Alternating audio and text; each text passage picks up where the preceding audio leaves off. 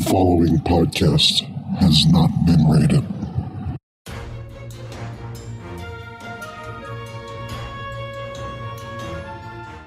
You're listening to Fullbacks Are People Too, The Fact, and here is your host, CJ Newman.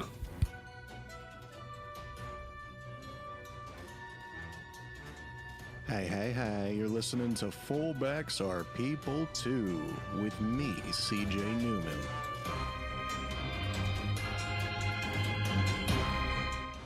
I hope you all had a Merry New Year this year, and I hope that you're starting 2019 off right, and if you have any New Year's resolutions, I hope that you're sticking to them. So, ladies and gentlemen, thank you very much for listening to The FAP this week. I've got two guests on deck for you. You've probably heard of them by now if you've been listening to the show. We've got at The Real Forno, that's Tyler Forness, and then I've got at PFTPM Posse, that's Bobby the Recliner QB. So I'm not going to lie to you. I'm not going to BS you. This is a long one, so I'm going to go ahead and cut to the chase. Please enjoy myself, Bobby, and Tyler. And welcome back to the FAP, ladies and gentlemen. This week I've got returning with me is Tyler Forness and Bobby the Recliner QB. Guys, how the hell are you? Tyler, what's going on, man? Oh, not a whole lot. Just getting myself prepped for Friday, and life is good. How are you? I'm doing good. Bobby, you over there? I am doing great, and since my other friend and guest did not say it, I'm going to go ahead and wish you and everybody else out there a Happy New Year. Happy New Year to you both, and to everybody listening. Thank you very much for bringing that up. I'm happy that we're in 2019. Everybody's still alive. Everybody's still kicking. And we're all doing well so far, it sounds like.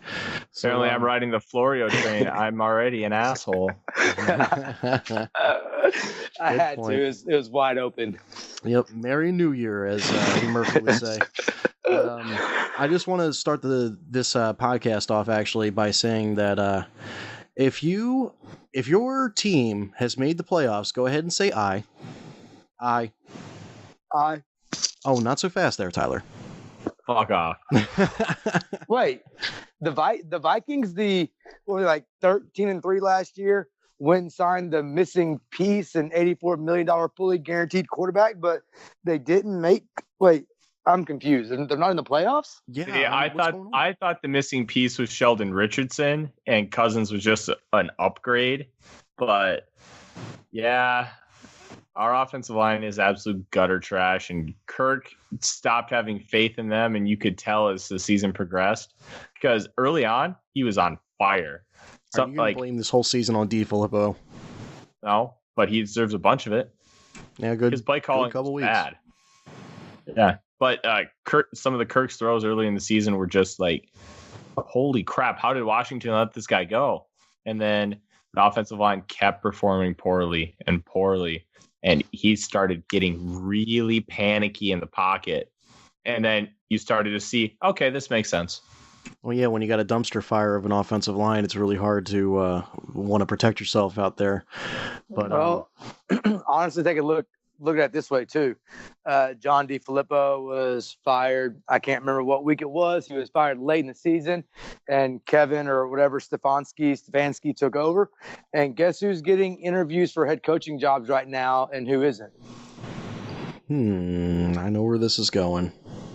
Yeah, Stefanski's been with the Vikings for like 12 years. Brad Childress found him. Yeah. Yep. And he's a young guy who's very well thought of. He would have been Shermer's offensive coordinator this year in New York if Zimmer didn't say, no, I'm going to prevent you from interviewing because I want to keep you. Loyalty, he said. Mm-hmm. It was very interesting to see that. They went out swinging. They gave it their best shot, but that Bears defense was a bit too much for the Vikings to handle. It's a bit too much for anyone to handle. The Bears are legit. It's incredible. Yeah, I'm looking forward to it. Yeah, especially that Bears pass rush against, like you said, Tyler, that Vikings offensive line. I mean, that was a mismatch made in hell for the Vikings, or never mind. It would have been in heaven for the Bears and hell for the Vikings with their offensive line. Hey, pass rushers are hard to find in the NFL. I know a coach that once said that.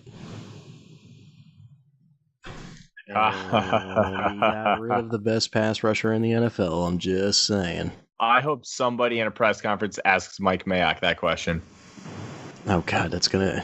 So Mike Mayock is now the general manager for the Oakland Raiders, or wherever the hell they're playing next year. London, Las Vegas, San Diego. They need to figure something. Well, but let's be real. Mike Mayock is the general manager in name only. John Gruden's calling the shots. John Gruden's making decisions. Mike Mayock is what someone tweeted at me last night, a scout aggregator or a notes aggregator. And that's exactly what he's going to do for John Gruden to make the decisions. He's going to do what he's been doing on NFL Network, just without a microphone. Yeah. So I can honestly see that going one of two ways. If they don't listen to Mike Mayock, then it's going to go poorly. But if they do listen to Mike Mayock and they're both on the same page, we could very well see the beginning of something special. Yeah, especially because Mike Mayock is the most respected draft evaluator in the media. And when his mock draft comes out, people pay attention.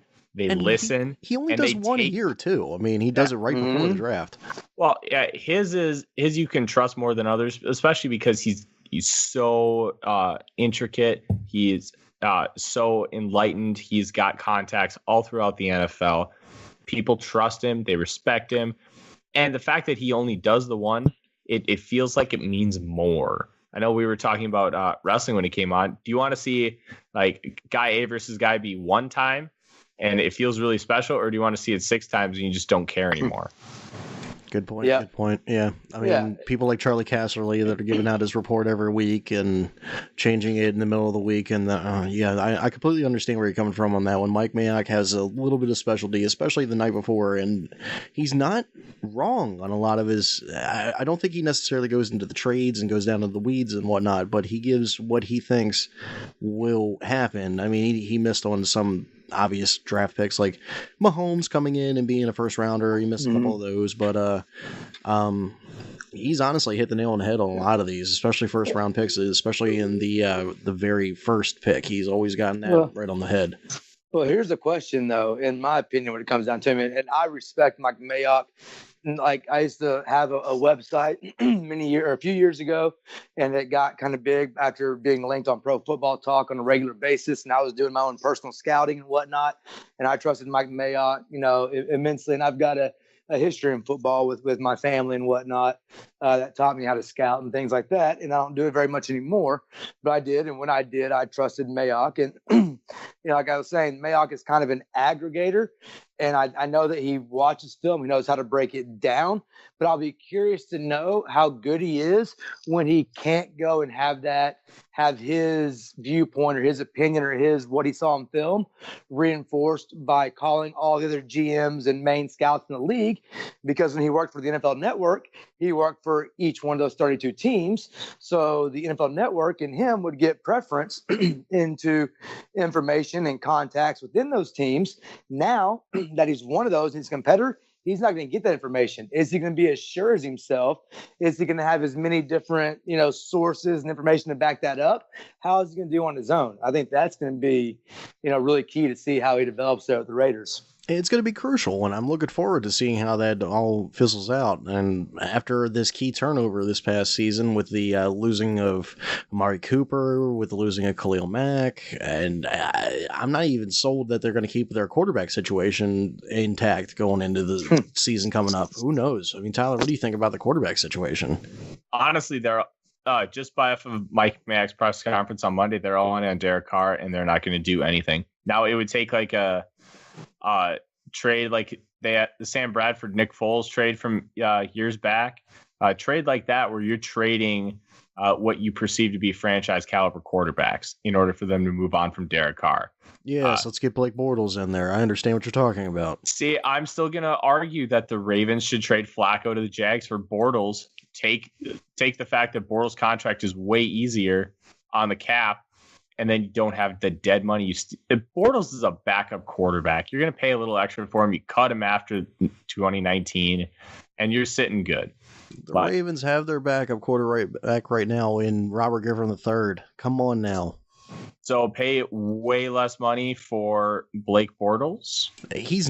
Robert Griffin III is making way less than Blake Bortles, believe it. No. I meant than Joe Flacco. I'm sorry. Oh, Joe Flacco is gone this season. See, the way that the things work with the cap right now, we're going to be paying a lot of dead money on Joe Flacco, regardless if we trade him or regardless if we release him. So it's going to be like $20 million in dead cap, but we're going to save some money in the end by getting rid of him. So it doesn't matter who we trade him to. If we were to get like Blake Bortles, we would be picking up whatever his actual salary is for the year as opposed to his guaranteed money.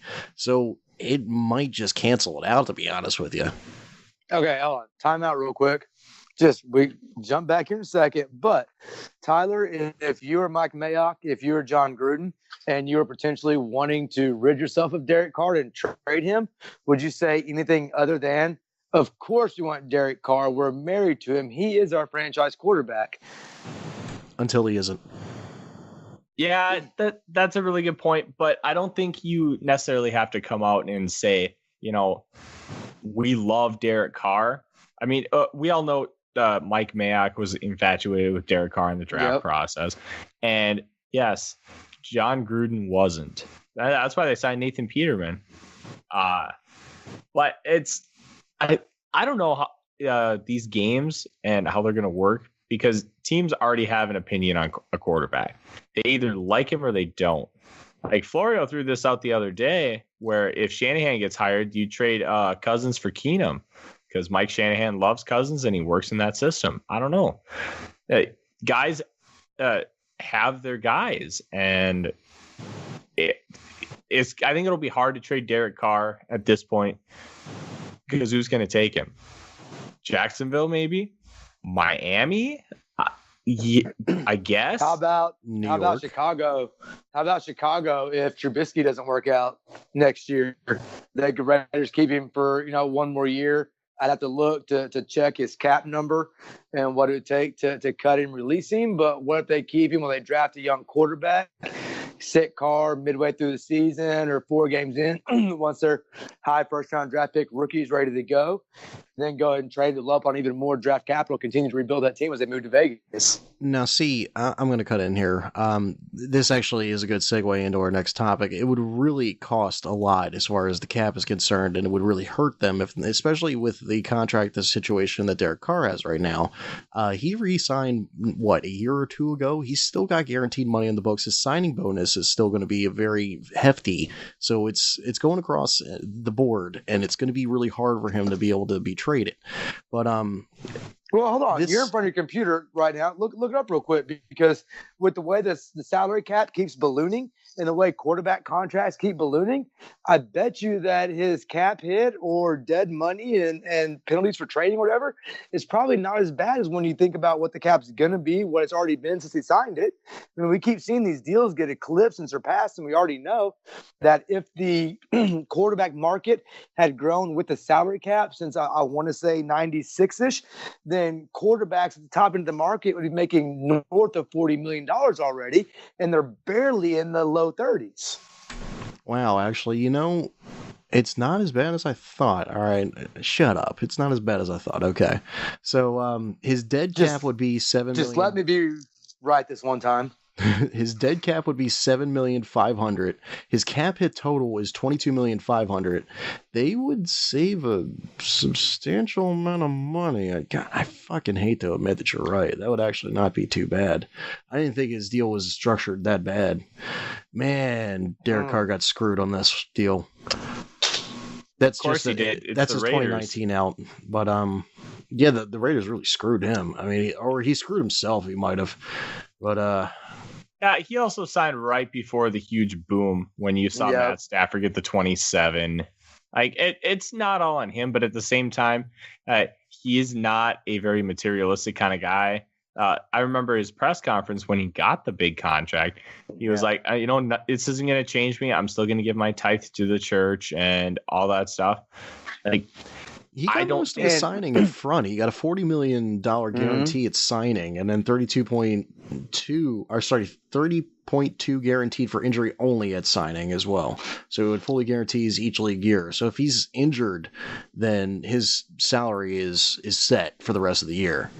Yeah, and do you also remember, I think you said at the press conference not long afterwards, and it was admitted by Reggie McKenzie, the GM at the time, and everybody there, that he admitted it too, that he agreed to and did take less money so that the team could sign the other stars they had drafted, like Khalil and Cooper.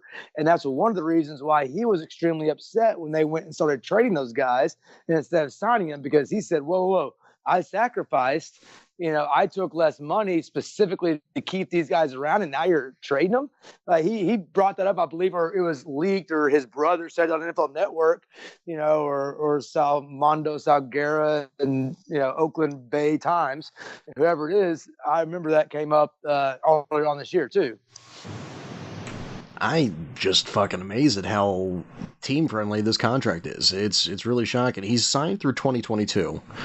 And he's gotten out, really, at this point, as far as the team is concerned, this season coming up. I mean, now that the season has ended for the Oakland Raiders, they can really look to either shop him, or they can really look to just drop him in general. They can cut him. Even if they did a post-June designation, it would be really peanuts as far as, between the 2 years. It would be like 3 point something every year. Yeah, $7.5 million in dead money is shit. Most teams play with that already every year. I mean, and the Raiders have had so much cap space for so many years prior to that, or earlier, just before that, they could absorb that, and it's a drop in the bucket. Yeah, well, and then you got to think Mark Davis probably doesn't actually have the capital at this point to be able to make some of these moves. And that's probably why Khalil Mack and Amari Cooper were on the roll on the outs, because he doesn't have the money at this point. I mean, he's trying to afford to go to Las Vegas. He's got to put his capital elsewhere. See, I'm wondering what their business plan is as far as moving to Vegas, because obviously they're not getting anything done with the stadium in the Oakland area. The relocation fee, $500 million for a team that already doesn't have a lot of capital. Do they really foresee them making that much more money in Vegas to be able to compensate for that $500 million within the next 10 years? I think there's an agreement in place, and I think that's why it fell out with, what was that guy's name? The big dude in Vegas, casino mobster guy or something, that was going to finance it, and then he pulled out. I want to say his name was Sheldon Richardson, but that's the defensive lineman, so I know I'm getting that wrong. But he's owner of the casinos and stuff like that. He backed out, and then Mark Davis and Raiders had to go find a new route, a new location. And I want to say that's because it was they balked, or something fell through in terms of ownership share because of inheritance taxes, the difficulty of transferring the equity of an NFL franchise. I think the only way that all this can be done, especially since we already know that he is cash poor, part of the reason why he traded Cooper and Mack, and because he's got so much tied up in the Vegas and all the other stuff, that I think that it involves a deal to sell part of the franchise, for cash. That's the only way I can see it possibly happening. And I'm an accountant. And I've looked at some of the numbers I can see and looked at it some. So I don't know it, but I'm assuming. It's not a bad thought. It really makes sense, especially when Al actually gave the team to Mark had to pay the royalties and the taxes and whatnot in order to keep the team, because there's a certain amount of taxes that you have to pay on the team in order to retain all the assets and the liquidations and whatnot for the team. So he may have gotten a lot of capital from Al Davis. He may have gotten the team, but he had to spend a lot of money on top of that in order to keep the team. So he may be pissing in a pot right now, to be honest with you. I don't know. And that's probably why he took the Vegas deal. It's probably something like that. Well, and think about it. You take the Vegas deal. Yes, the Supreme Court legalizing gambling, across the country. You would think that's going to lessen Vegas's impact. I think that's going to only increase Vegas's power and Vegas's impact, because they already have the infrastructure. They already have the systems in place. They already have the operating procedures, everything else. I do think that a lot of that move was tied to, the lobbying effort and whatnot for gambling. And I think that Mark Davis sees that the quickest way to cash and the quickest way out of his liquidity problems is to go to Vegas. And Vegas, where the majority of the economy is in cash. That's a great way to go and get a lot of money, or a great way to move a lot of money anyways. And a lot of my Oakland fans that are listening right now are going to be really pissed off at me for saying this, but honestly, if the city of Oakland actually offered a pretty decent deal as far as a new stadium was concerned, I don't think Mark would have went anywhere. No, why would they? Like Oakland, it's almost like a cult as far as the Raiders fans. Dude, the black hole is just fucking amazing. Absolutely. People talk about the black hole like it's some kind of like a deity almost. Like it's But how many people fit in the black hole in the Oakland Coliseum? The black hole's like a black puddle. I mean, it's a 50,000 seat stadium. Stadium 50. So should the entire tax base populace of Oakland, Alameda County, I think that's the name of the stadium. You got it. Should that entire, I'm totally making this number up, 4 million, 8 million, I don't know what the population is, but should they pay for 50,000 people in a stadium for a billionaire? I see I see both sides. I see there's an economic benefit to a stadium, but at the same time, I also wonder why, that money's not going towards schools or healthcare or something else rather than financing a billionaire's playground. See, the reason why I had no issue with how they did the Viking Stadium was the team took out a $380 million loan from the city of Minneapolis. And after year 22, it's all going to be profit for the city. Plus, they get benefits from the stadium itself. It's a closed dome stadium, so you can do year-round events, hosting the Final Four in April. And the amount that it has brought into the economy already is pretty dang good. So the city is actually benefiting from it rather than just be like, hey, we're just going to give you $380 million. They're getting all that money back. And I think a lot of people miss that in a lot of these deals. No, that's a great, yeah. No, oh, sorry, go ahead. Keep going. Because it's not like the city's just giving away the money. They're getting it back. But the way it's spun for individuals that aren't necessarily fans of stadiums being funded by public money, they see it in a completely different light, which is a little bit unfair. And the snow is not collapsing the stadium now. That's true. Yeah, and now in a situation like that, Tyler, I agree. When the politicians do a good deal overall, and I, like you said, if the stadium deals, I follow a lot of them. I keep up with that stuff. Like I said, I'm an accountant, so I'm interested in that kind of stuff. Oh, fuck you! You get to live in Jerry's world. I don't want to hear your bullshit. Well, yeah, but Jerry's world was largely financed by taxpayers here in Dallas. The only reason why Jerry hired Bill Parcells was so that he could convince the taxpayers that he had given up control enough to actually build a winner so they would vote to finance a stadium. What Arlington, which is where all the stadiums are at, has made a mistake at is Arlington has put all these taxes into hotels and eating out and all that kind of stuff, all the tourist income that comes in there.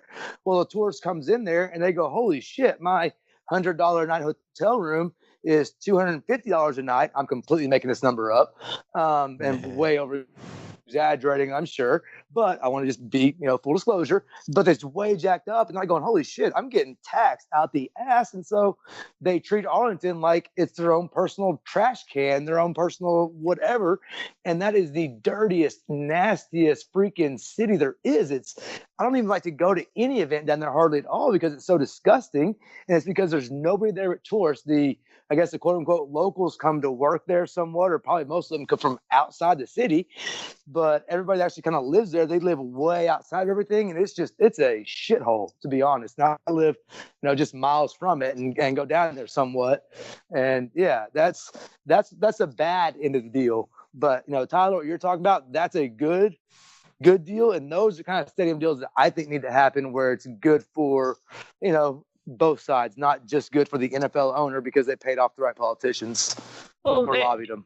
It's got to be good for the people, and obviously the city of Minneapolis did a really good job. They just built it on the site of the old Metrodome. They didn't put it in some faraway suburb like they were talking about initially. They were talking about going up to Anoka, which just from downtown Minneapolis is about 25 miles northwest.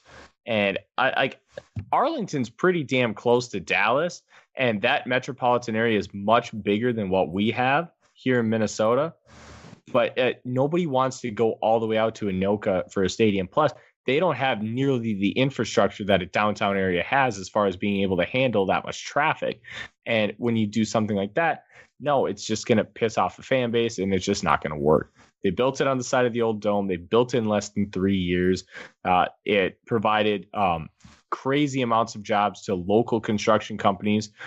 Local company Mortensen was the one who got the contract to build the stadium.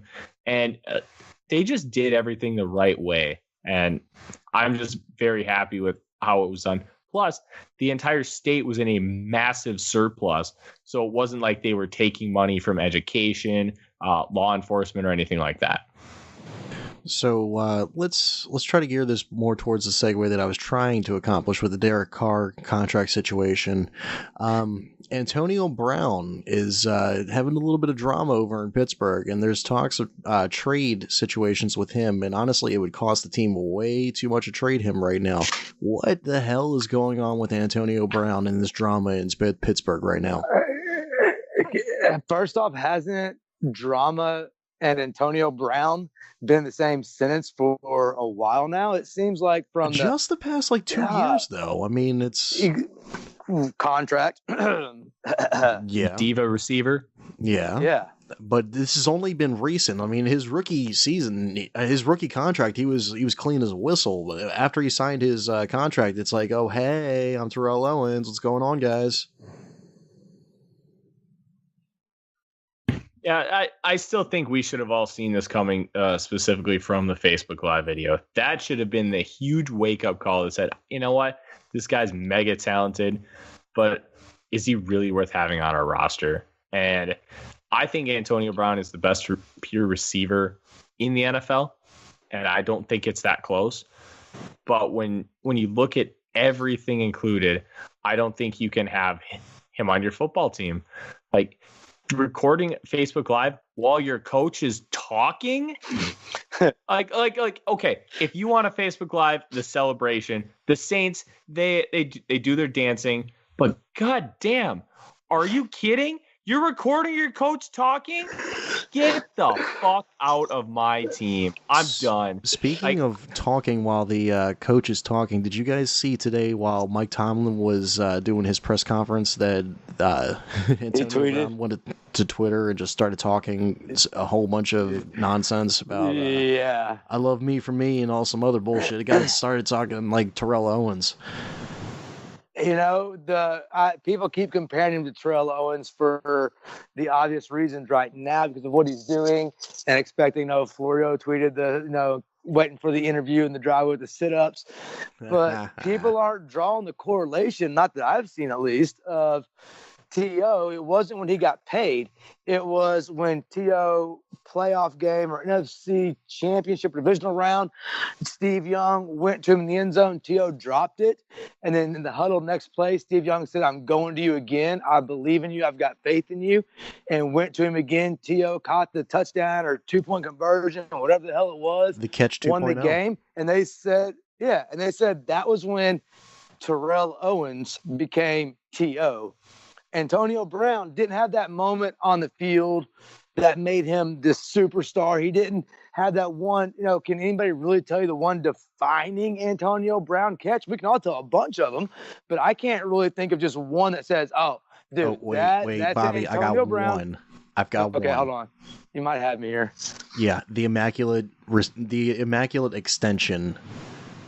Do you guys remember that? Christmas Day 2016.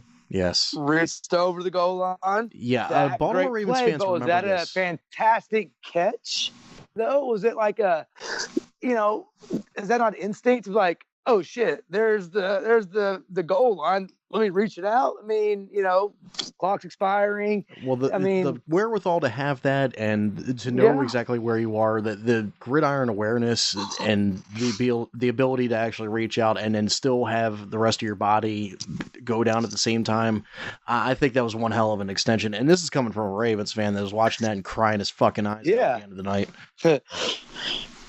Merry Christmas to And you, I think, CJ. Yeah, fuck me, right?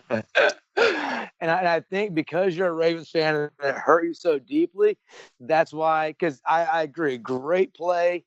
It was an amazing play. But does it really go down with the OBJ catch over Brandon Carr? Oh, fuck Does no. it? Does it? I mean, it doesn't have that kind of. It's not.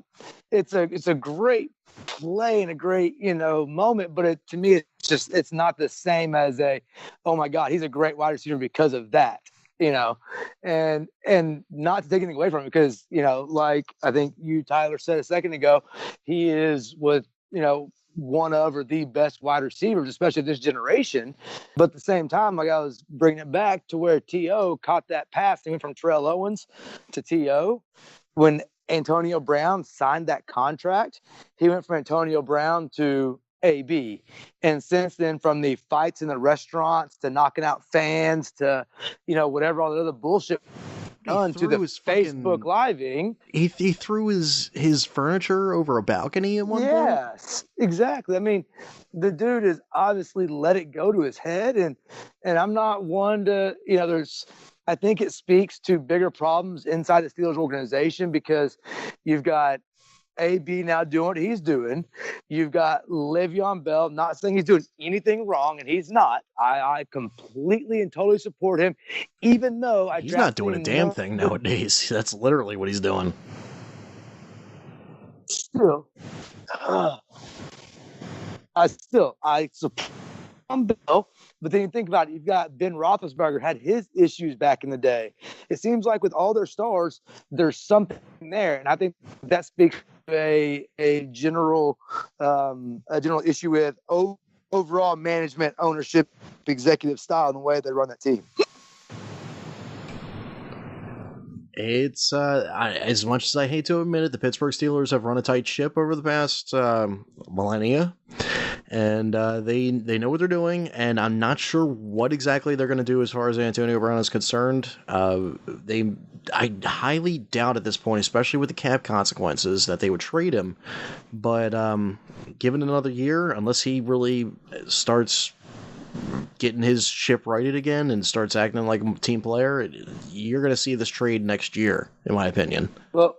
Well, tell me this, and I don't know the answer to this, and this was one reason why I told y'all earlier on that I was pissed when I missed Florio's tweet for questions for PFTPM today, and I didn't get to retweet out the tweet to everybody and ask questions and whatnot. One of my questions I wanted to ask was, if we know that Antonio Brown's contract right now is not trade friendly. It's $21 million in dead money, blah, blah, blah, whatever. But it seems like Antonio Brown wants out, and it seems like the Steelers might want out or should want out if they could get out in a semi-cap friendly way.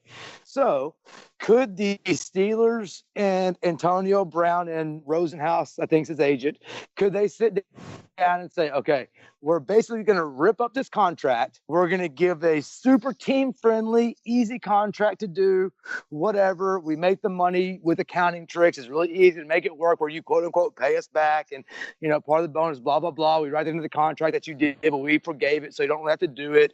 And we agree to trade you. Can they do that and get out of that cap problems if both parties agree they want to be traded, and then let Antonio Brown work out a deal with his new team? And they could easily do that and say one of those, hey, we agree that this is completely between us. If this gets out of us 6 people or however many people in the room, then it's dead and done, and we're not doing anything, and do that kind of New England Patriot style thing so it doesn't get out until it's a completely done deal, and you can just sell it as a, hey, we got draft picks. The new team say, hey, we got Antonio Brown. Is that something that can be done? It's honestly going to be really hard at this point, especially since last year they just recently did a cap restructure for him, converting part of his salary into signing bonus once again. So he's right into his new contract that he paid it back. And then he pays it back into a restructuring off the books that says he paid pennies on the dollar about the contract because he forfeited on it. So once he forfeits on the contract, it doesn't actually pay it back. Then it goes to a debt collector. They can sell it to their own internal debt collection company for pennies on the dollar. He pays them $100,000 on a $9 million buyout or something like that. And bam, it all settles accounting wise. Yeah, Mr. Accountant, but both sides have got to come to the table on this one, and I'm not sure that both sides are willing to even speak to each other at this point, to be honest with you. If they both want out of it, if he wants out and they want rid of him, they'll make something work. But we'll ask, because I do want to know if they could work out some kind of, let's say they didn't do the accounting bullshit tricks that I said to cook the books, and let's just say that they found some way more above board, I guess you could say, to do it. I would like to know if they could do something to renegotiate the contract that they've already signed to facilitate a trade without affecting the trading team and their caps in such a, quote unquote, disastrous way, or however you want to, a Steelers fan. If I was a Steelers fan, I'd probably going, holy shit, no way can we, get rid of these $21 million or get $21 million in dead cap money. No, we can't do that. That's however many starters. So, I can see that. But at the same time, it's like, do you want him to continue wrecking your seasons because of his diva personality and his demands and his whatever?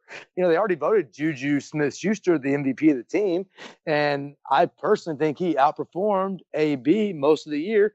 And I know that because I had to listen to my wife every single Sunday brag about him on her fantasy team. And she won't admit that I'm the one that told her to draft him. Yeah, Juju was actually one of those guys that I really wanted the Baltimore Ravens to draft back when he was available, and I was really hoping that he would be available in the second round and we'd be able to trade back up, but that never happened, unfortunately. Go ahead, Tyler. That's because Ozzie Newsome doesn't know how to draft a receiver, but that's a different story. You're absolutely on point. Let's face facts. Let's look at Brashad Perriman. I mean, come on now. It's his only weakness, but at the same time, Perriman was hurt for his first 2 years. It's really hard to develop when you can't reach the field. Truth. He was hurt in his first year. He did okay his second year, but he fell off in the third year, and it really pissed me off to watch him get a touchdown this past weekend against us. Yeah, the most important trait you can have as a franchise player is to be available on the field. Somebody says that a lot. Now, it's probably I don't know. The best ability is availability. Stealing it. It's exactly. Not stats. Make sure you wish him a happy new year. Yes, especially on the second. Make sure you get that done. Boy, howdy. So, Antonio Brown, I don't see him moving, to be honest with you, this season. It would really hurt unless you somehow finagle that contract and you're able to get it going. My personal opinion is he'll be a Steeler next year, but he's probably going to be suspended for the first 2 games, in my opinion. How, if he's as unhappy as he is now, he abandoned his team hours before a playoff game, left all those guys high and dry, plus all this other bullshit before. How, and the quarterback issue too, and the coach issue. How can they move forward with him? Like I agree with you. Ben, there is I don't no think issue. they can, but we know there is though. So how can they move forward though? Like I agree. Most likely they can't trade him or cut him realistically, but at the same time, how can they move forward with this rift? I know you can make financial apologies. We know the Steelers aren't going to do it. The Steelers are not going to make a financial apology to him. So I don't know how that works with that quarterback, that coach, that everything rift. I don't know, to be honest with you, but it's just really hard right now for the situation to be able to work in the team's favor. And the team is always looking for the team-friendly situation. And that's why, for the most part, that they don't guarantee any money beyond year 1, is because they'll give a sign-in bonus, which really honestly screws them in the end. That's why they're in the situation they are with Mr. Brown right now. But they do contracts in a certain way that It's team friendly to a point, but it also screws them in the end. I'm looking at Antonio Brown next year. They'd save about $1 million if they were to cut him, and that's next year. They don't see significant cap savings until 2020. Would really have to restructure that sumbitch. I'm not sure it's going to happen. So this is another question that I've got. I wanted to ask. I wanted to ask on PFT, but I want to go and bring it up here because I'm really curious to hear your guys' thoughts on this. What would you say? We're seeing this problem now. The Giants signed OBJ. Looks like they may want to trade him.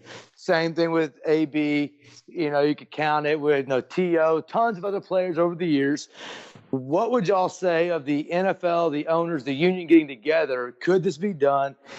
How would they possibly do it to where they agree to some sort of a structure with contracts where they say that contracts can be traded with cash value compensation? I don't know, some kind of compensation maybe for it where it doesn't cripple one team or another's cap.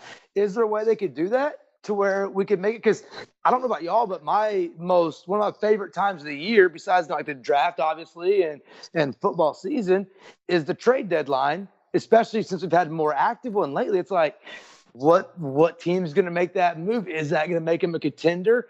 Are they doing a fire sale? Are they trying to go for the number one pick in the draft? It creates so many more storylines that make it more interesting to talk about. Yeah, see, I think that it is possible that they could do that, especially because they kind of already do it in baseball and basketball.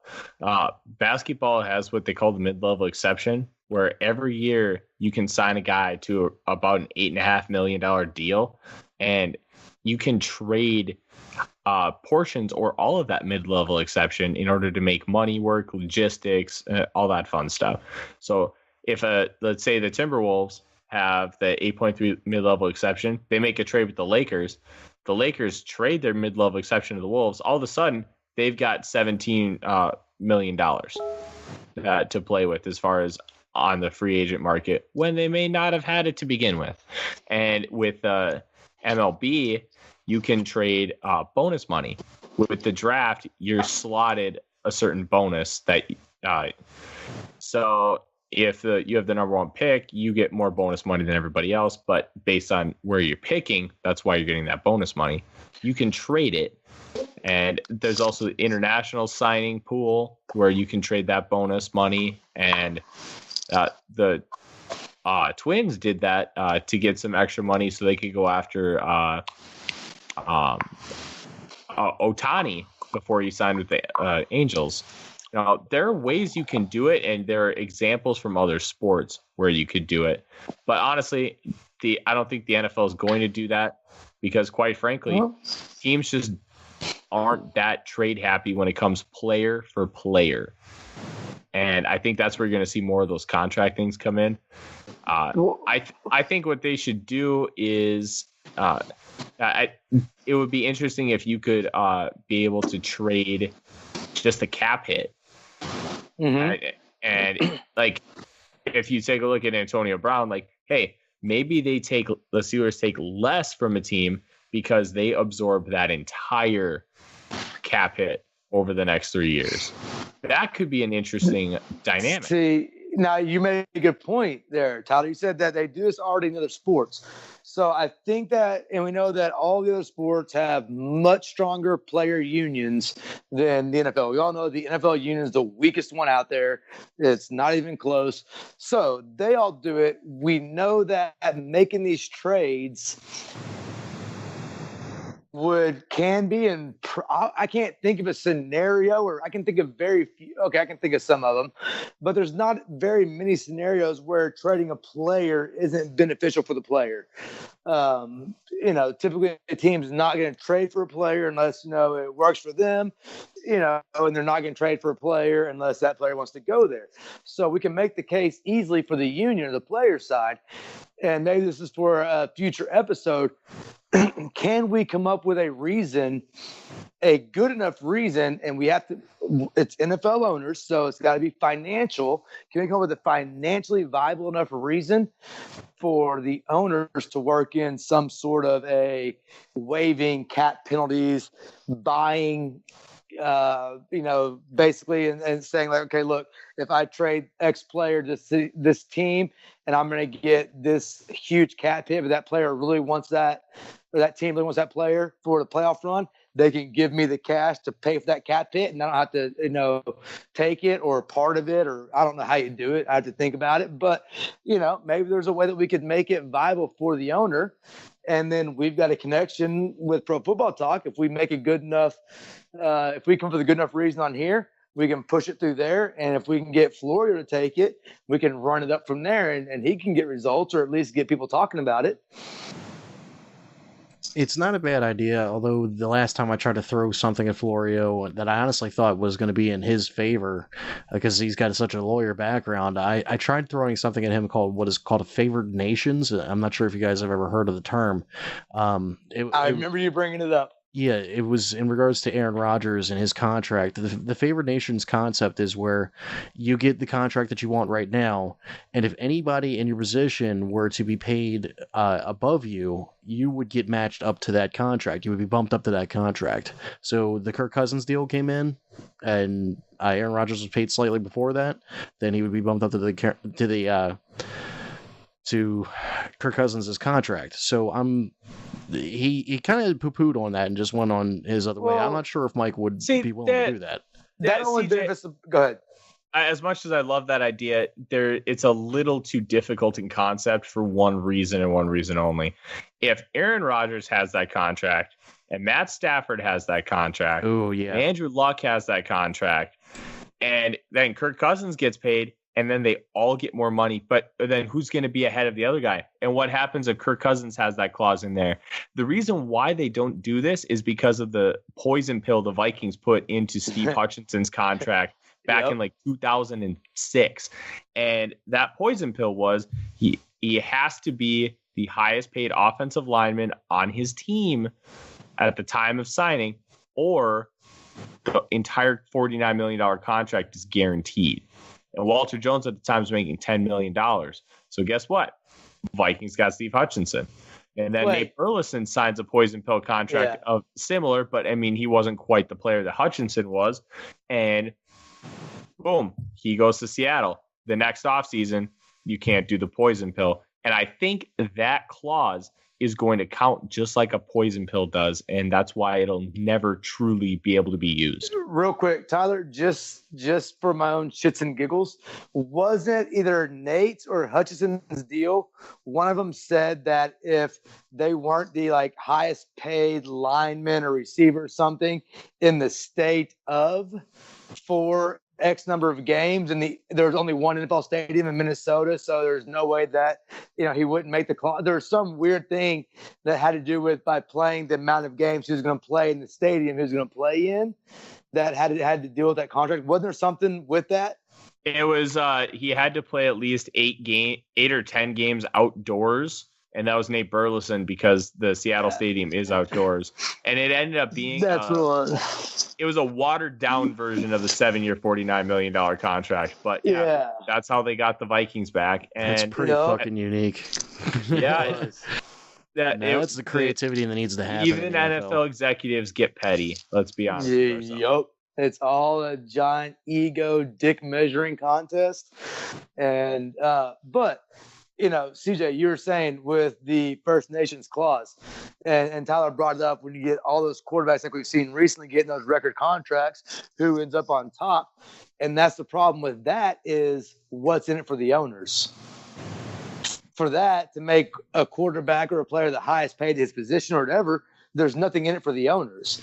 With the figuring out some way to trade contracts between teams, there's something in it potentially for the owners. They get rid of a headache. We could see the way that potentially Antonio Brown derailed the Steelers even more than Le'Veon Bell this year potentially did.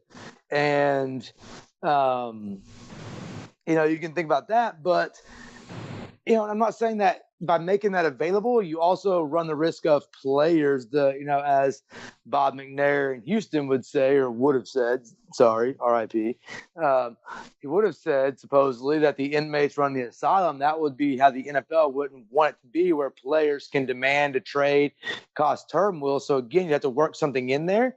But I still feel like there's enough issue with problem players that there is a solution there. There's a creative solution that we could come up with that says, hey, let's make player contracts more friendly to trade, and let's make it beneficial for the player and the team, but not give one too much or too little power. It's not a bad thought. It's definitely something that I would definitely pose that as a question, if you can, in as little words as you possibly can, to the PFTPM podcast when they do the thing again. But speaking of questions, could you guys, since you're running the account, kind of make the questions known to people, or because you kind of dropped the ball today. I was kind of a little upset with you guys. Seriously.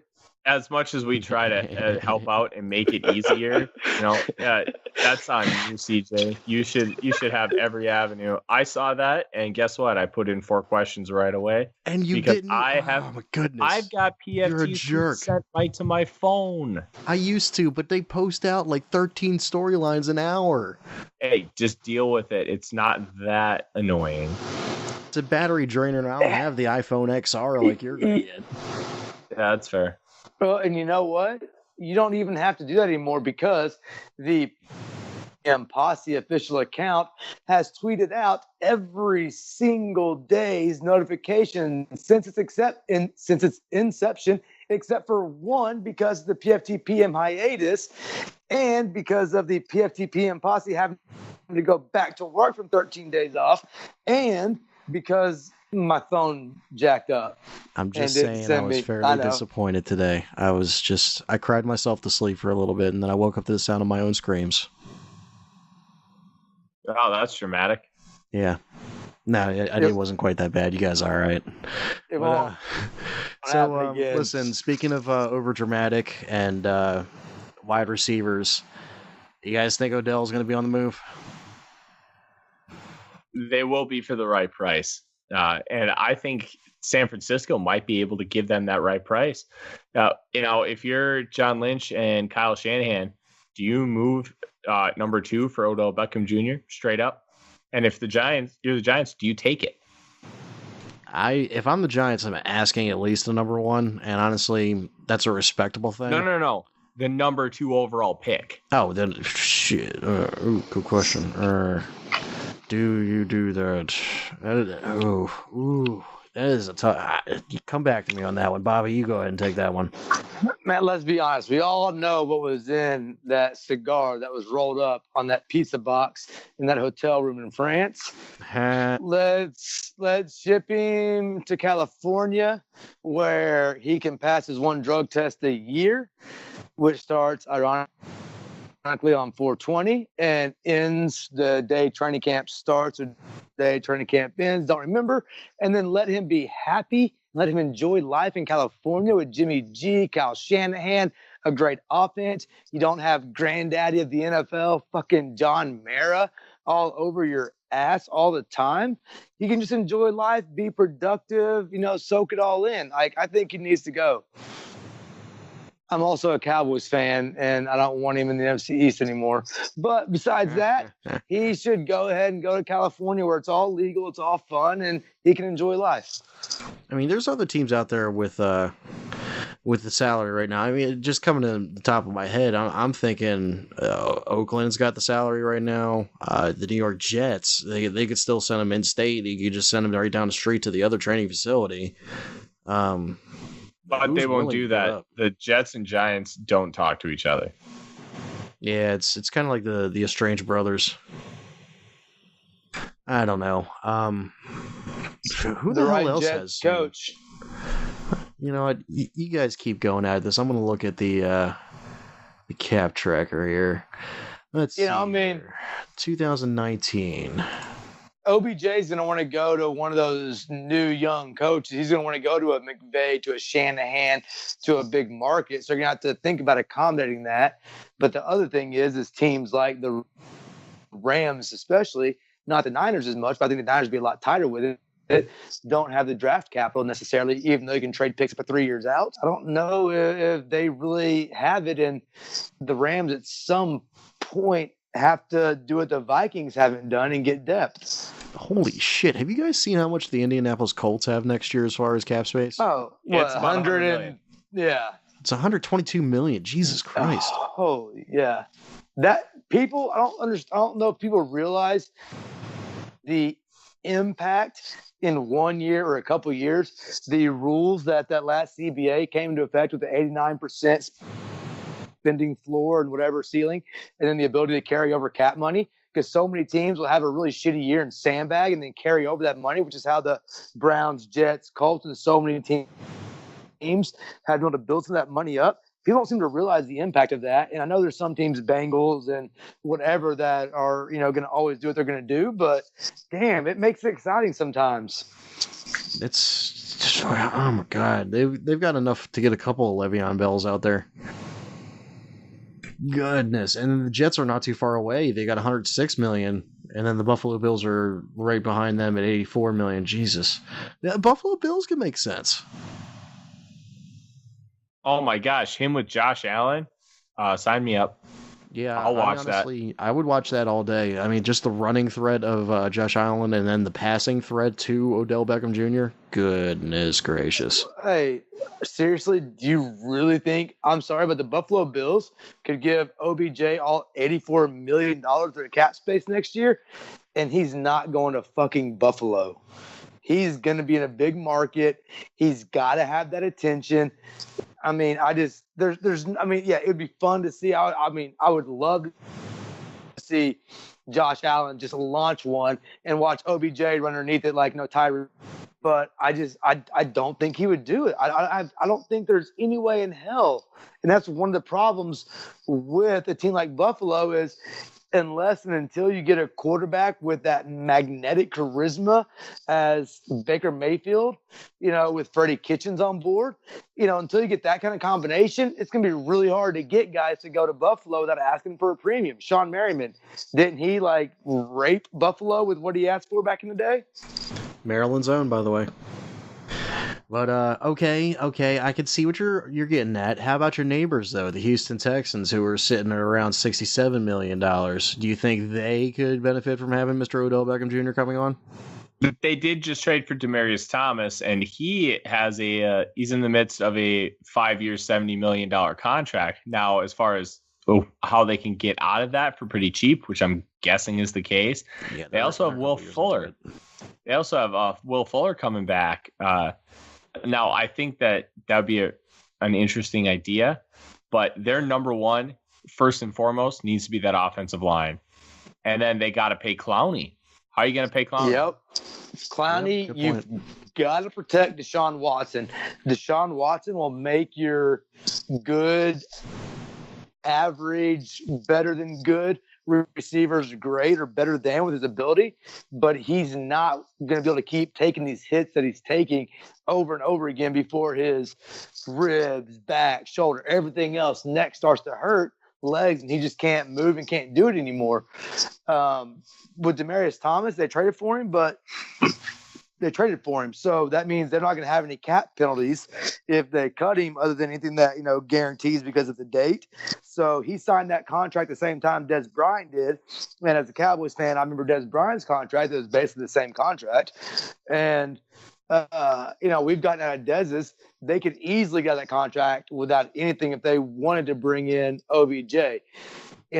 Houston might not seem like a big team, and in Texas it's dominated by the Cowboys, but Houston's the fourth largest city in the nation. They've got a lot of stars. Jadeveon Clowney, y'all just said they got to re-sign him. They've got the Honey Badger down there in Houston just waiting for that big national spotlight. Plus they got Hop, they got JJ Watt, which I can't stand the dude. He's fake as shit, but he's a star. And he's, charismatic. He gets the endorsements. He gets the views, whatever, the eyeballs. And they got Deshaun Watson, who's a young kid on the rise. I mean, they've got everything they need there, to take that leap into the national spotlight. They just need to get the spotlight at the right moment and have the big game, when that spotlight's on. And I think they will soon. I mean, we all have seen Deshaun Watson. That dude fucking balls out in big games. All right, I got one more landing spot, and it makes too much sense. Seattle Seahawks. I was thinking the exact same thing, but what are the Seahawks going to give him? What are the Seahawks going to give the Giants to make it worth it? A slap in the mouth and tell them to like it.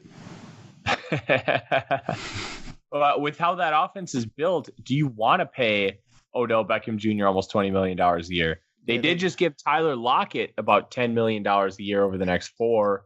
I mean, look, I'm not going to say Lockett's anywhere near what OBJ is, but the passing stats to Lockett this year broke records. Passer rating was perfect, and he had 900 yards receiving and almost 10 touchdowns.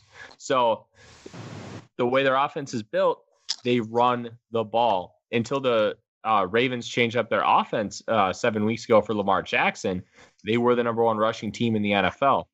And their offensive line, a lot of road graders, and they can pass block, don't get me wrong. But are you really going to want to bring Odell Beckham Jr. into a running focused offense? Yes, because then they can adjust just like Baltimore did. They can do an adjustment in the opposite direction and start becoming pass happy. Because let's face facts, I'm not a big fan of the running backs that Seahawks have right now. I'm not a fan of Rashad Penny. I'm not a fan of Chris, whatever the hell his name is. I'm blanking on him right now. And go ahead and give me another Freddie Kitchens. Chris Carson. All right, give me another Freddie Kitchens. Sorry. Chris goddamn Carson. Freddie goddamn Kitchens. Appreciate it. Thank you guys, assholes.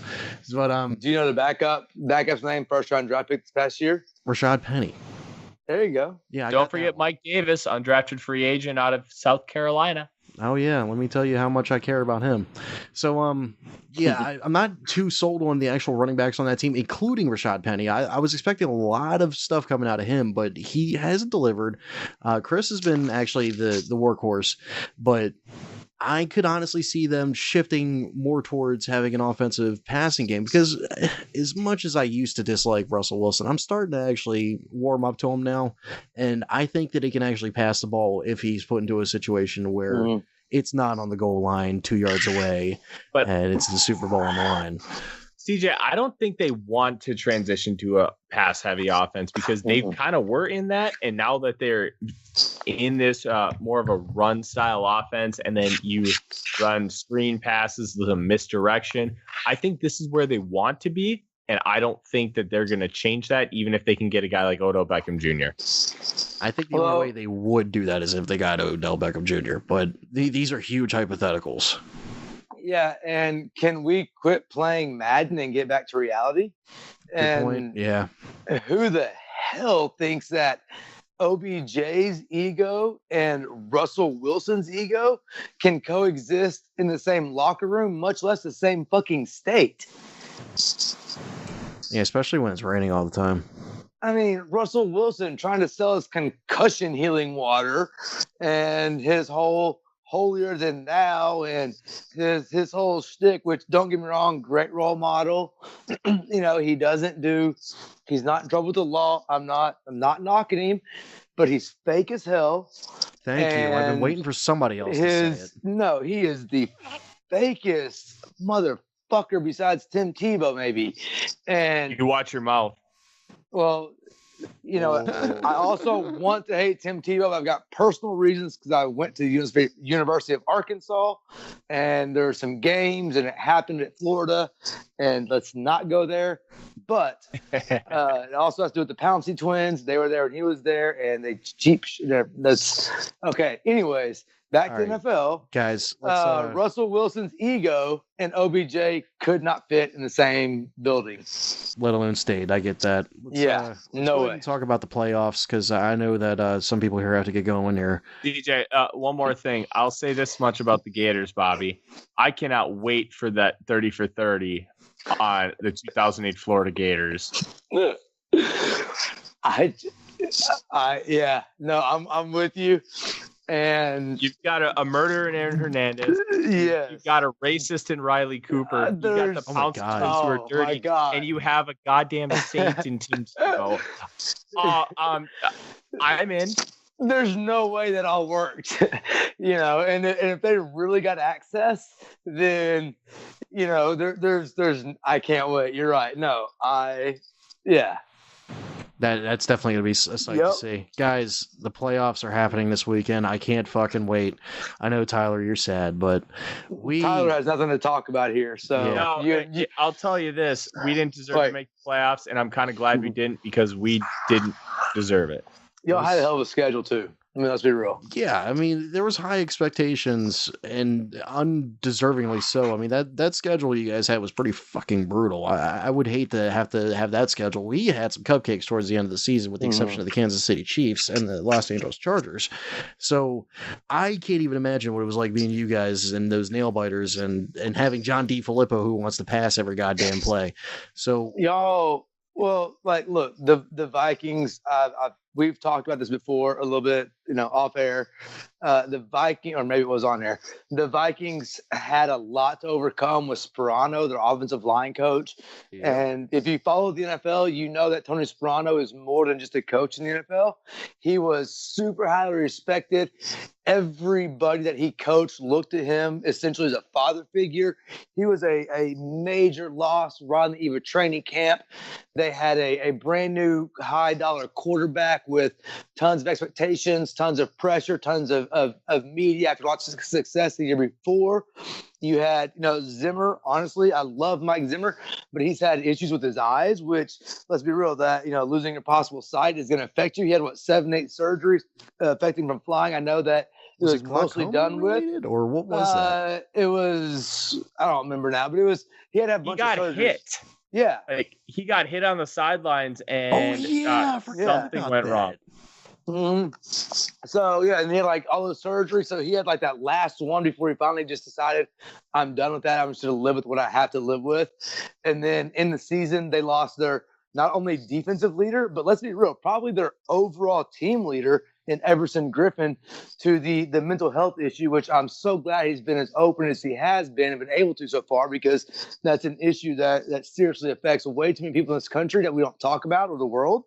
And people need to be more open and realize it affects a lot more people than we realize or talk about it. But that took their team leader and their star on defense out for multiple weeks, plus their schedule. I mean, they had the deck stacked against them. I think this next year they might come into the season and Xavier Rhodes' injuries. I mean, we can go on and on, but so I think that this next year they might be a little bit overlooked, not near as much pressure, and I think they could do some stuff next year. It's a good possibility, but why are we talking about teams that didn't make the playoffs? Tell me more about these Dallas Cowboys that are going to be playing this weekend up against the Seattle Seahawks. It's strength against strength. Our offensive line, our run game against their offensive line, their run game, their defensive line, their front seven is really strong. Their back four or 6, depending on the formation, is pretty strong. Our defense is really strong. It's really going to be a toss-up. I want to say, and I'm being probably a homer, but I think the momentum we got and the way that the team is rallying behind Dak and the way that Dak played last week and the different looks that we put on film with the tight end. Not saying Jarwin's going to keep doing that, because he's not, most likely. But we gave them that look, saying now they have to watch the center of the field. Finally, they haven't had to all year long. So it puts a lot out there. Yeah, I think that we can pull this off. But, tell me what y'all think. I personally think that it comes down to the home team at this point. If you told me this was being played in Seattle, I would say Seattle would win. But this is going to be played in Dallas, and I think that Dallas has got the edge just because of the home field advantage. And the fact that Seattle on the road is going to be really... they're not really too hard to deal with on the road. They're really hard to deal with at home. So they're not saying that they're not going to come out swinging, but in the playoffs, it's a little different, obviously. But I think that once Ginger Clapper, right? Ginger Clap. Once Ginger Clap comes in and gets his plan A, or I'm sorry, just plan going, then it's going to be really hard to stop him. Wait a minute, Yep. I did read something today about not Travis, Zach Martin, and they're good. Are they? Yep. Trust me, they're limited in practice. They're playing. I know. Okay. They could have played last week if they needed to, and they sat him for just overall rest reasons. Same way with Zeke. I mean, I don't get why they didn't sit Dak at that point. I mean, they played him damn near the whole game, didn't they? Yeah, they played him the entire game, and he made the game-winning throw, and it came down to, he didn't want to go out, even though a lot of us, myself included, were saying, dude, take him out. But he wanted to go, and, how can you lead that team if you're not going to go out there, even if you only have, 1.5 starting offensive linemen left, it's no dangerous. starting running backs.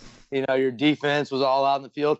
The only full-time, quote-unquote, indispensable player was Dak on the field. And then he made that killer 4th and 15 throw. Cole Beasley back of the end zone. Oh, my God. Sorry. Okay. So, Tyler, tell me your Getting thoughts about the Fog Bowl rematch coming up here soon, the 30th anniversary of how long it's been since those two have faced off against each other in that wicked weather-induced game. It's going to be the Chicago Bears versus the Philadelphia Eagles this weekend. How you feeling about that one? Who do you think is going to win? Ooh. I think the Nick Foles magic may finally actually run out. That Bears defense is scary. It really is. Pass rushers are hard to find. Well, it's not just the pass rushers. Eddie Goldman's done a really good job at run stopping. Akeem Hicks is just a monster in the middle. Khalil Mack, Leonard Floyd coming off the edges. Plus, they've got Kyle Fuller at corner. He's a very, very good player. Yeah, you've got two of the best young safeties in the game, and Adrian Amos and Eddie Jackson. They're deep everywhere. And if Trubisky doesn't screw it up, they can easily win a Super Bowl. But Tyler, you've seen the articles, you've seen the PFF, Pro Football Focus stats about how much better and how great Nick Foles is at avoiding the rush. Do you not think Nick Foles can avoid it well enough in Chicago to make those plays? Because, we've seen, and I think that Carson Wentz is great, and God, I hope they trade him. But, I think it just takes longer after an ACL injury to come back. It takes your second year. But Nick Foles, we've seen the numbers from all year long with the sacks that he doesn't take versus Wentz. To his completion percentage on the run, all that kind of stuff. We've seen the numbers, how good he is at avoiding the rush. Is he going to be able to avoid Chicago? I think it's going to be a lot harder for him to avoid Chicago than it is going to be other teams, because Chicago is just as successful rushing up the middle than they are on the outside. And that's where teams really have trouble. Because like Tom Brady can step up in the pocket all day if you come at him from the outside. You come at him from the middle, he's got nowhere to go because he's going to run right into those pass rushers. And I think that's going to be the big issue for Foles. You're going to see Akeem Hicks sprinting right at him, and he's going to try and roll out. And then all of a sudden, it's going to be Khalil Mack waiting right in his face. It's definitely a front four that I haven't seen in a while. Monsters of the Midway have returned. They really have. And I hope Jason Peters, who, just a side note / name drop, I played against him in high school. Jason Peters might be able to stop Khalil Mack. And don't get me wrong, dude, I'm 5'8" and 164 pounds now. In high school, I was 5'8" and 155 pounds. So Jason Peters was huge then. It wasn't like it wasn't an even matchup. We were on the same field together. Let's just put it that way. I wish I had that kind of story. I have nobody who I'm... Shit. The last person in my high school who was drafted in the NFL was Lamar King, I believe his name was, Seattle Seahawk from way back in the early 90s. But, we got nobody else here that we can talk about. Matt Spaeth graduated from my high school. So that's pretty cool. Mm-hmm. I got nothing. I'm in Texas, and I've known a few NFL players that I played against or with. Nathan Basher, who was a cornerback for the Bears, actually, for a while after starting at the University of Texas. Yep. So, so I've played high school with, and again, I don't want to pretend like I played with them. Like, I was not on anybody's level. I was a fucking hack and shouldn't have been out there most of the time. So let's not like confuse this. But there were some guys that were fortunate enough to build up a lot of stats against me and my team. So you find out something new every day. Yeah, but again, I don't want anybody to think that I sucked ass. I was not very good. So just want to make that clear. I wouldn't believe anything else, to be honest with you. Thanks a lot. All right, let's talk AFC matchups, guys. Real quick, I want to talk. Let's see here. We got the Colts, Texans. If I had to pick right now, gun to my head, I would say the Texans come out of that one, unless the pass rush of the Colts is able to step up, because I honestly think that Deshaun Watson's going to go apeshit. Yeah, this is going to be a tough one. And anytime you get a division foe in the playoffs, it makes it that much more difficult. And I think the Texans are going to have a hard time stopping Andrew Luck. But the Colts are going to have a hard time stopping Deshaun Watson. It's all going to be, are you going to be able to triple cover DeAndre Hopkins? Because double covering him just has not worked. And it's going to be a barn burner of a game. I think it's going to be like a 27-24 kind of matchup. The last team who has the ball wins. And that's going to be a really fun one. I'm actually looking forward to it a lot, to be honest with you, but not as much as what my opinion is the game of the weekend, the game that I'm going to be attending, and that's going to be the Chargers at the Baltimore Ravens. I still don't say LA Chargers, so I'm just going to say Chargers. It's kind of hard for me to get acclimated with that. But what are you guys thinking? It's a rematch of 2 weeks ago. It's the Lamar Jackson show versus Phillip Rivers and his potent offense. What's going on? What's your thoughts? How you feeling about it? Chargers don't match up well against the Ravens. We've seen that already, I think, if I'm remembering correctly. And I don't think that they do again. So this is going to come down to coaching.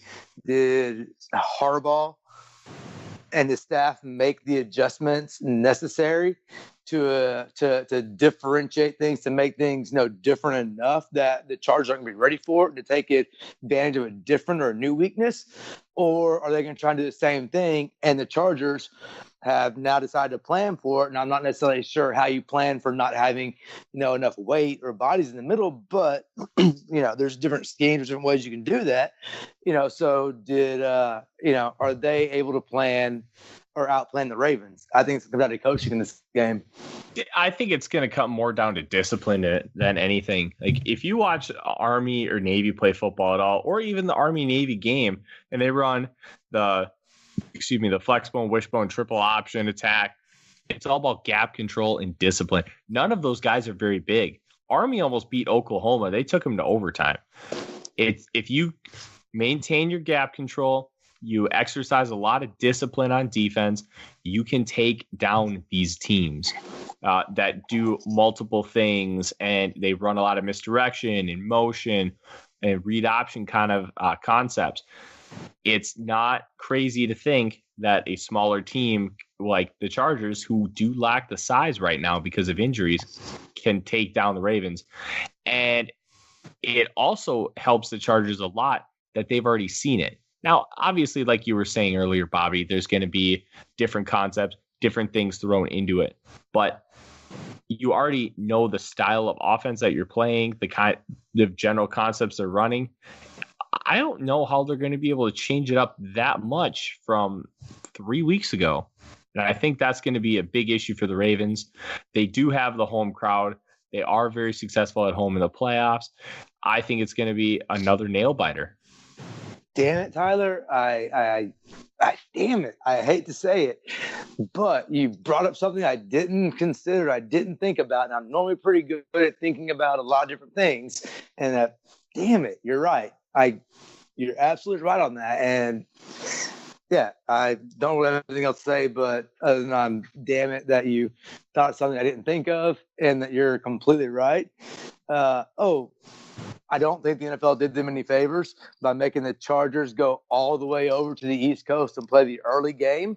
I do think the NFL kind of fucked them in that situation with the way they scheduled it.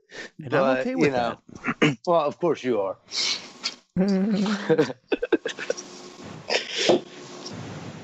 But yeah, it should be one. I'm actually going to the game, by the way, this weekend. It's going to be an interesting. I'm going to get there as soon as I possibly can, early in the morning. So we'll see how many of the 3 LA Chargers fans show up. And make sure you tweet about it and tag the PFTPM Posse account so that we can retweet it and get it out there, because we'd love to hear about the environment and the the atmosphere of the game. Yeah, I'm going to see if I can bring one of my mobile microphones with me and possibly do a Chargers interview over the weekend, see if I can get a feel for their culture. We'll see how many Chargers fans I actually run into. I don't have a feeling that many are going to be there, just because they can't even fill up their own damn stadium. But I could be wrong. There could be people going out with the baby blue, powder blue, whatever it is, jerseys, and having a good time. And you never know. But this if you show up at the tailgate lot, you'll find at least 5. All 5 of them. There won't be many, but there will be the few, and you gotta respect the ones that do come out because they're brave. Exactly. I mean, they're coming to Baltimore of all places, for fuck's sake. Yeah, Ray Lewis is home. Oh, yes. Sorry. His home's in Miami or Tampa, but Georgia Penitentiary. Oh, you dick. Read his autobiography. He told the truth. I you know what? Actually, his truth. It doesn't necessarily mean it's the real truth. Let's just be honest here. Hey, Michael Jackson didn't touch any kids, did he? I'm gonna hold on. I am reluctantly going to give not only CJ but Chef Chad credit, because on the very first time I was on this show, I was talking some shit about Ray Lewis, and they did convince me, had to go back and read some stuff that definitely made me reconsider and rethink and question my opinion on Ray Lewis as a person, not a motivational speaker or a celebrity or football player, but as an actual person. So I will give you credit. Yeah, that after reading that autobiography, it opened up my eyes a little bit, and just reading some of the facts that it came out in the newspapers and where he actually was and his testimony itself, things just didn't add up as far as what they were actually trying to get to him. But that's a discussion for another day. I can go on a Ray Lewis episode if you guys wanted to. I can do the same thing. My pharmacist just got arrested the other day for a DWB, driving while black. So I understand completely. Hey, I get that all the time too. Yeah. For those of you who listen out there, I'm actually white, so it was kind of funny. But let's go ahead and wrap things up here, I guess. We could talk about the coaching carousel on another episode. Tyler, I know that you got to get out of here soon, so I didn't want to wrap you up too much. But anything standing out about the coaching carousel that you guys want to talk about? Wrestle Kingdom. And we could talk about Wrestle Kingdom too if you want to. Okay, coaching carousel or Wrestle Kingdom? I'll say this about the coaching carousel. I think it's going to boil down to who takes the Browns job before the rest of these start falling. Unless Hugh Jackson gets the Bengals job, then he might be first. That just pisses me off to no end that he's even in consideration right now. I get it, but you should love it because Hugh Jackson's probably going to tank, and that's going to help the Ravens. Well, yeah, they'll be the new Browns, but it's not entertaining. And I like to be able to say that we have a tough division, and we're not going to have a tough division with Hugh fucking Jackson in charge of the team. Yeah, that's true. I agree with Tyler that the first domino to fall, the biggest one, is going to be the Browns because of, at least right now, John Dorsey, who I don't think anybody can argue with the talent he acquired in Kansas City and the talent he's acquired in Cleveland now is not a legit fucking, talent aggregator, collector, or whatever. And so obviously it looks like the Cleveland job is most desirable. And once that domino falls, then the coaching carousel, the search really goes into high gear, because all these billionaire owners are trying to find the new, millionaire captain for their ships. And they all start getting desperate once that number one domino falls. And then everyone's like, oh shit, musical chairs. Nobody wants to be the guy left with Steve Wilkes. Do you guys honestly think that the Browns will be the first one to fill a chair, though? I don't know if they'll be the first, but I think they'll have the first or the top choice, the first choice. And I know that, it's probably mentioned, or it has been mentioned elsewhere, with the fact that Bruce Arians is interested in Cleveland and Tampa, but we haven't heard in other coaches interested in the jobs. We have not heard a single coach yet that I can think of, or that maybe I've missed it, that has said they're interested in the Green Bay job. That speaks volumes in my mind to the perception of Aaron Rodgers and his fucking ego, leadershipless, all the stuff that we've heard of Aaron Rodgers over the years. It really starts to reinforce that it could be, or it's probably more true than not. It's a good possibility, and it makes a lot of sense coming from just the diva part of him, and we've only been hearing about that more recently than not.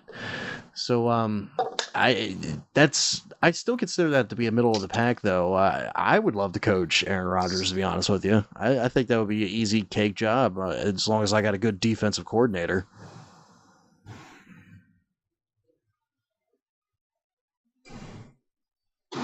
Do you want to coach Aaron Rodgers, or do you just want to have access to Danica Patrick? Danica Patrick. I'm going to say yes to both. Just my answer is yes. Man, Aaron has had some nice freaking girlfriends over the years.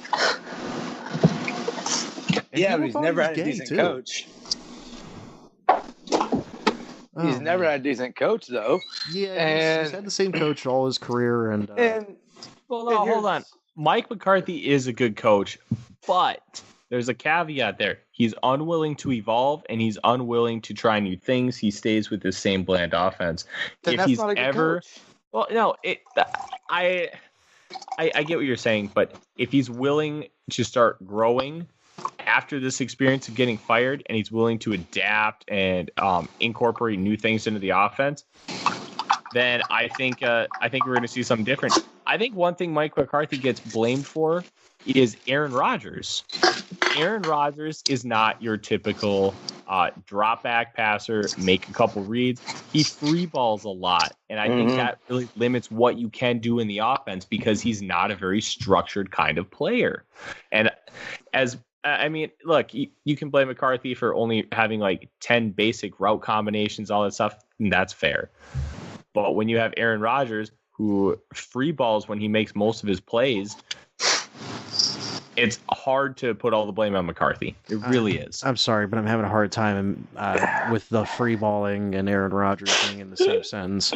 But let me piggyback off of you real quick, and let me tell you that as far as his offensive coordinator skills, I have a bit of an issue with it, because he's calling plays that are Bill Walsh-esque. So as far as his actual head coaching ability and when to go for it on fourth down, when to punt it, when it's right to call for a run, I think that his head coaching skills are pretty good. His offensive coordinator skills are what's lacking, especially in 2018. I think he needs to delegate that if he wants to be a head coach in the NFL again. Yeah, and for one, damn it, I hate to twice in one night agree with Tyler.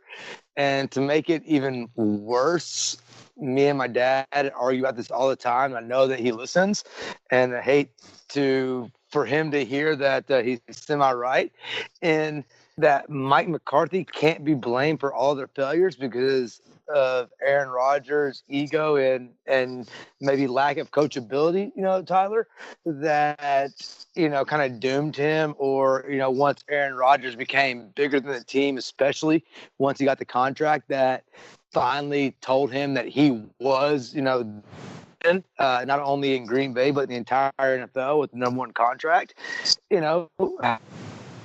On him versus McCarthy, in that entire power structure in general with the lack of an ownership thing. And I don't know where it plays out, but yeah, sorry, I wanted to just mention that with I don't know how much blame he gets, and will McCarthy get another shot? Will he get a chance to try and groom a young quarterback into the next Aaron Rodgers, or will he sit out this year and come back next? Does Greg Williams get a legit chance at being the full-time head coach of the Cleveland Browns? No. I think he might, but if I had to lean one way, it would be no. Okay, Tyler, would you, and sorry, CJ, I know you don't know who we're talking about, but Tyler, would you rather have Greg Williams or Freddie Kitchens as your head coach if you were a Browns fan or the Browns owner? Hashtag FGDK. See, the one thing that worries me about hiring the interim guys is how much of it is their actual handiwork versus what Hugh Jackson had in place.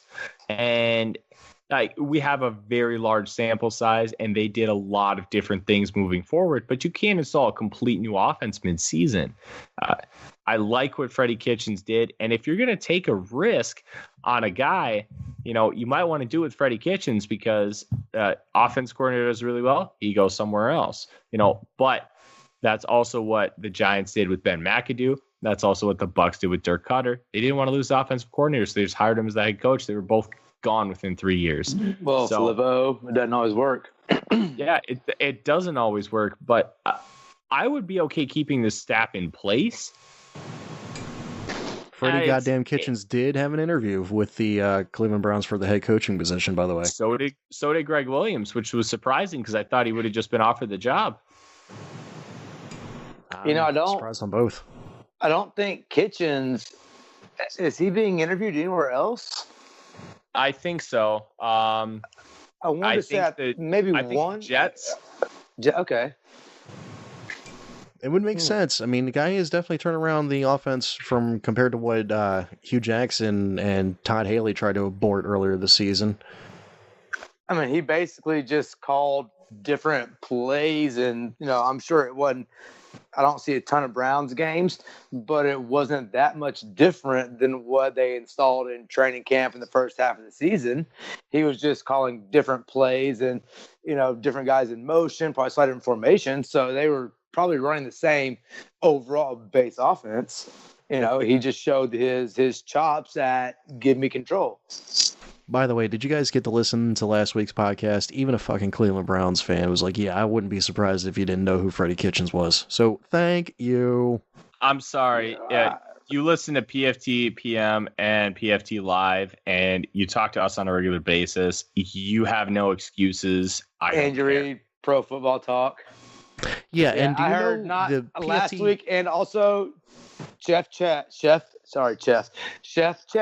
Also, the week before that, also said that, oh, yeah, I didn't know who he was either. You probably talked to him beforehand to get him to say that. But still, yeah, because of, like Tyler said, you are a very avid interactor, and listener of PFT PM, PFT Live, and reader of Pro Football Talk. You should have known, and a football fan in general.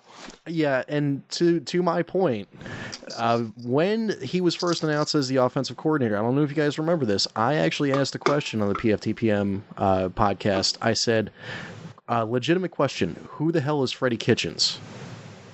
The first question. And then Flory was like, oh, he's the offensive coordinator. I'm not really sure beyond that. Don't know too much about him.